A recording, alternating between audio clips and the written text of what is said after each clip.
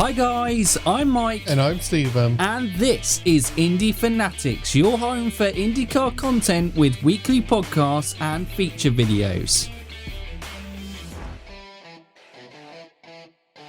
Welcome back to another Indy Fanatics feature video. Today we start a new series on the history of IndyCar, as we like to think of ourselves as an educational channel. Yeah, we're educational. We tell people about Jedi Jack and Will Power's alter ego as the Batman.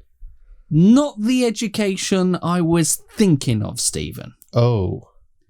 So yeah, today we will be looking at the history of IndyCar between the years of 1909 and 1955 in part one of a series that will run on the channel. So strap yourselves in and start your engines as we drive back to the beginning.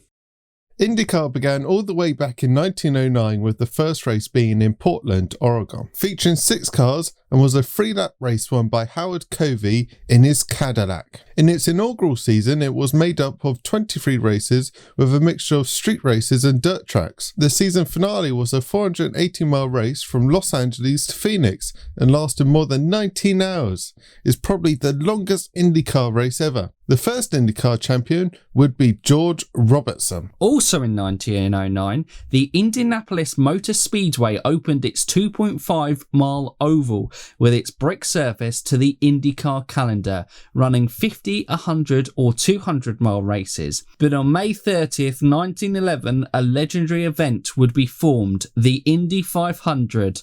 Carl Fisher and his partners decided that they wanted to hold one major event rather than several small events at the track for more publicity. They decided on the 500-mile race that would give out the largest reward of any motorsport event at the time with $14,250. The race started with 40 cars and would be won by Ray Harroun in his Marmon Wasp, clocking an average speed of 74.59 miles per hour and a total race time of 6 hours and 42 minutes. Wow, that is a very long race. Crazy how it was developed and improved over the years. As mentioned, the Indianapolis Motor Speedway was a brick-lined surface, but in 1915, wooden board tracks were introduced. Between 1918 and 1928, 134 of the 147 races were driven on these circuits, though these were replaced with concrete tracks as the wooden tracks became expensive to maintain, especially through the Great Depression. The Great Depression also had a negative effect on the calendar, reducing the number of races to 5 a season, but the one constant was always the Indy 500. Seeming as the Indy 500 was the main event, let's talk about some of the well-known traditions that were founded in this time and still go on today. In 1936, after winning his 3rd Indy 500, the first to achieve this feat, Louis Meyer was pictured drinking buttermilk. This was seen by an executive at the Milk Foundation who was then committed to making it a regular thing. It would be paused as a tradition between 1947 and 1955, but from 1956 onwards it has been done by every Indy 500 winner. In 1946, the tradition of singing Indiana was born. James Melton, a member of the New York Metropolitan Opera, was a classic car collector.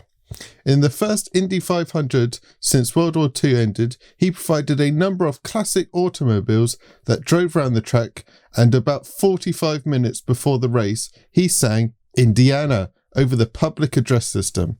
It was so well received that he was invited back the following year, and in 1948, it was moved up to its current slot, which is just before the firing up of the engines. The traditional Borg Warner Trophy was first awarded in 1936, with every previous winner's face sculpted onto the trophy, and every winner since has had their face added to the iconic trophy.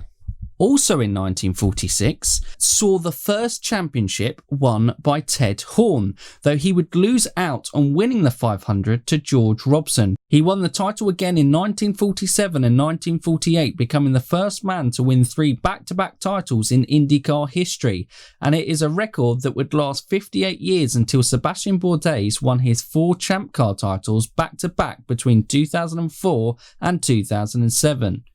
Ted would never win the Indy 500, and he would also not get to enjoy his success, as while racing at DeQuoin, he was involved in a second lap incident where his suspension failed and tragically lost his life.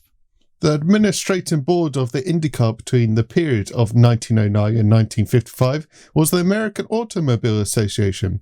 They sanctioned every major American open-wheel racing event during this period until 1955.